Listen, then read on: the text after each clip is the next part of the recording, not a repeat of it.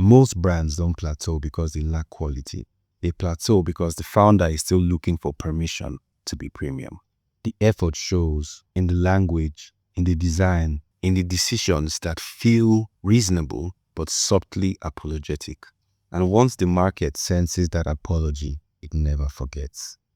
There's a belief every intelligent, well-intentioned founder carries at this stage. And that belief is, if the product is exceptional, the brand will eventually catch up. It sounds rational. It feels earned. It aligns with how operators are trained to think. But it is an outdated mental model. Because markets don't reward excellence in isolation. They reward legibility of power. That is, power they can see. The belief that branding is downstream of performance quietly caps growth. It frames brand as translation, as packaging, as something that reflects success rather than assert it. This belief is why inferior products routinely outrank better ones in price, loyalty, and cultural gravity. Not because they are louder, but because they are clearer about who they are allowed to be. Premium branding is not about being understood. It's about being positioned. For example, mid-tier logic would ask, how do we explain our value better? Which, if you don't know any better, sounds very intuitive. Premium logic would ask, what must already be true for this to exist at this level? That's the difference that changes everything. In luxury, in high-end wellness, in elite SaaS brands, the brand is not a summary of features. It's a declaration of worldview. This isn't theoretical. It's an observed pattern across categories, not a promise of results. The most valuable brands do not persuade upward. They define upward. They remove the need for justification by shaping the frame before the conversation even begins. When founders stay trapped in explanation mode, the brand becomes performative, busy, eager, always proving. Premium brands don't prove, they imply. The question is, how does this premium branding concept show up in practice? And it's important for you to know how it shows up because once you see the pattern, you cannot unsee it. All right, here's the first pattern. If you observe the top brands in any industry, you notice that premium brands routinely do less than they could. Fewer messages, fewer offers, fewer words. Not because they lack ambition, but because excess signals insecurity.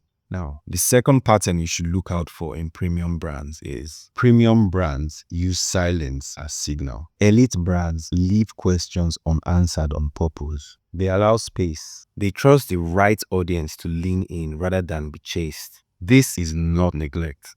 This is sequencing.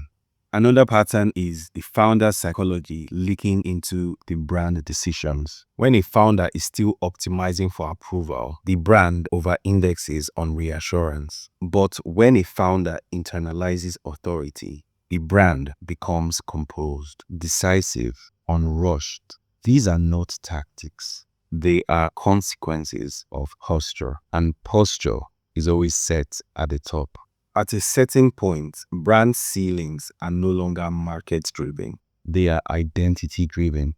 The question stops being, what does the brand need? And then it changes. It then becomes, what am I still unwilling to signal? Many founders at this stage are competent, respected, and externally successful, but internally split. One part still wants to be liked. The other knows the brand requires distance. Now, the tension shows up in compromises that seem small. A softened headline, an extra explanation, a decision justified by accessibility when the main driver was comfort. Staying reasonable feels safe, but reasonableness is not neutral. It trains the market how seriously to take you. If nothing changes, the outcome becomes predictable. The brand remains admired, but not deferred to. Successful, but not singular. Chosen, but not coveted. You'll continue to grow, but with increasing effort. more activity to achieve marginal gains, more justification to defend pricing, more education to compensate for lack of authority. This isn't failure, it's stagnation dressed as momentum. And the opportunity cost isn't revenue, although revenue could be affected. But the opportunity cost here is position.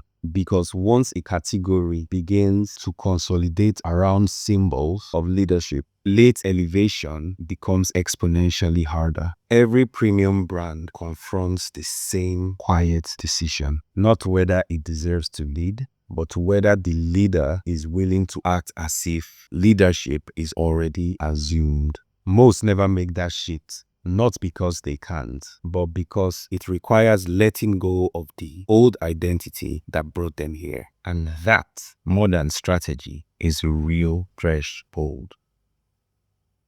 I do hope this has enlightened you. Stay blessed and see you in the next video.